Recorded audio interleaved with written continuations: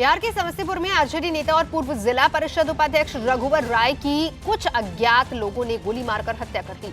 रघुवर राय सुबह सैर के लिए निकले थे। पुलिस अपराधियों की तलाश में जुटी हुई है, लेकिन लगातार बढ़ रहे अपराध की वजह से बिहार की कानून व्यवस्था एक बार फिर से सवालों के घेरे में है। चंद्रमोहन इस वक्त हमारे साथ जुड़ चुके हैं। चंद्रमोहन, अब सवाल उठ रहा है सीधा सीधा नीतीश सरकार पर कि कानून व्यवस्था कहां है पूरे बिहार में, क्योंकि आए दिन इस तरह की घटनाएं सामने आ रही हैं। बिल्कुल, देखिए, इस घटना के भी सामने आने के बाद सीधे तौर पर आरजेडी ने भी सवाल उठाए हैं कि आखिर बिहार में क्या हो रहा है। और जिस तरह से एक के बाद एक नेताओं की हत्या हो रही है, चाहे वो फिर आरजेडी के नेता हो या फिर आरएलएसपी के नेता हो, पिछले दिनों कई ऐसी घटनाएं हुई हैं जिसमें साफ तौर पर यह सामने आया है कि नेता जब घर से निकले हैं उनकी गोली मारकर हत्या कर दी गई है। और अब तक यह साफ नहीं हो पाया है कि आखिर इस हत्या के पीछे की वजह क्या है। और आज सुबह समस्तीपुर के कल्याणपुर इलाके में पूर्व जिला परिषद उपाध्यक्ष और आरजेडी नेता रघुवर राय अपने घर से मॉर्निंग वॉक के लिए निकल रहे थे, तभी मोटरसाइकिल सवार अपराधी उनके घर पर पहुंचे और ताबड़तोड़ उनके ऊपर फायरिंग की। जब तक उनको अस्पताल पहुंचाया जाता उनकी मौत हो गई। तो इस घटना के बाद वहां इलाके के लोग सड़क पर उतरकर अभी प्रदर्शन कर रहे हैं और सीधे तौर पर सवाल खड़ा हो रहा है कानून व्यवस्था को लेकर कि आखिर बिहार में क्या कर रही है पुलिस और क्या कर रही है सरकार, जो आए दिन इस तरह की घटनाएं सामने आ रही हैं और अपराधी पुलिस के पकड़ से बाहर हैं और कारण अब तक पता नहीं चल पा रहा है कि आखिर किन वजह से इन लोगों की हत्याएं लगातार हो रही हैं। नजर बनाए रखिए, लौटेंगे आपके पास।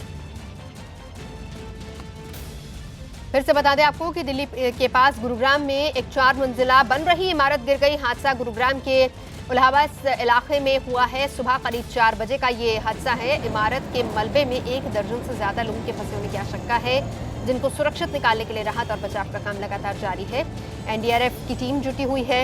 हरियाणा की तरफ से एसडीआरएफ की टीम को भी मौके पर बुलाया गया है। मोहित सिंह हमारे सहयोगी इस वक्त हमारे साथ जुड़ चुके हैं। मोहित, अभी कहां तक पहुंचा राहत और बचाव का काम, क्या कुछ बता रही है एनडीआरएफ और एसडीआरएफ की टीमें?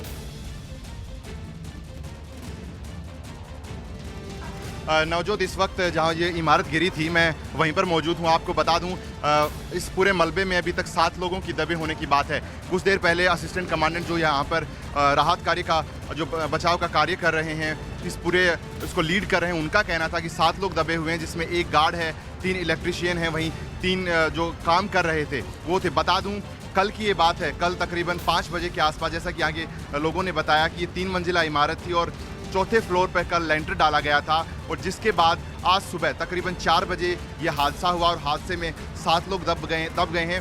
फिलहाल किसी को भी निकाला नहीं गया है और राहत कार्य जो जारी है उसमें कुछ देर पहले इसको रोका गया था, क्योंकि जो एक पिता है, उनका एक बेटा है जो भी गार्ड का काम करता था, उनका ये कहना था कि वो फ़ोन कर रहा है तो फ़ोन की घंटी बज रही है, लेकिन जब यहाँ पर जब मदद ली गई तो किसी भी तरीके की कोई हलचल मौजूद नहीं थी। नवजोत, मोहित, ये भी बताइए कि अभी हालांकि आपने कहा कि काम को रोका गया है, हलचल वहां पर साफ तौर पर दिख रही है, लेकिन वक्त अभी कितना लगेगा मलबा हटाने में, क्योंकि अभी कोशिश ये भी रहेगी कि अगर कोई जिंदा है तो उसको सुरक्षित निकाल लिया जाए।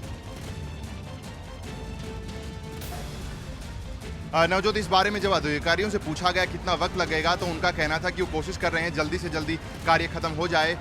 अभी जो है अभी तक सिर्फ 2 लेयर को हटाया गया है और 2 लेयर अभी बाकी हैं, तो तकरीबन उनका ये कहना था कि शाम तक हो सकता है कि पूरी तरीके से मलबे को हटाया जाए और जो 7 लोग अंदर दबे हुए हैं उनको इस मलबे से निकाला जाए। मतलब साफ है कि आज शाम तक ये पूरा का पूरा कार्य जो है वो चलता रहेगा। नजर बनाए रखिए। मोहित, शुक्रिया फिलहाल आपका इस पूरी जानकारी के लिए। हमारे सहयोगी मोहित इस वक्त वहीं मौजूद हैं और ग्राउंड जीरो से हमें बता रहे थे कि हालांकि अभी भी राहत और बचाव का काम लगातार जारी है।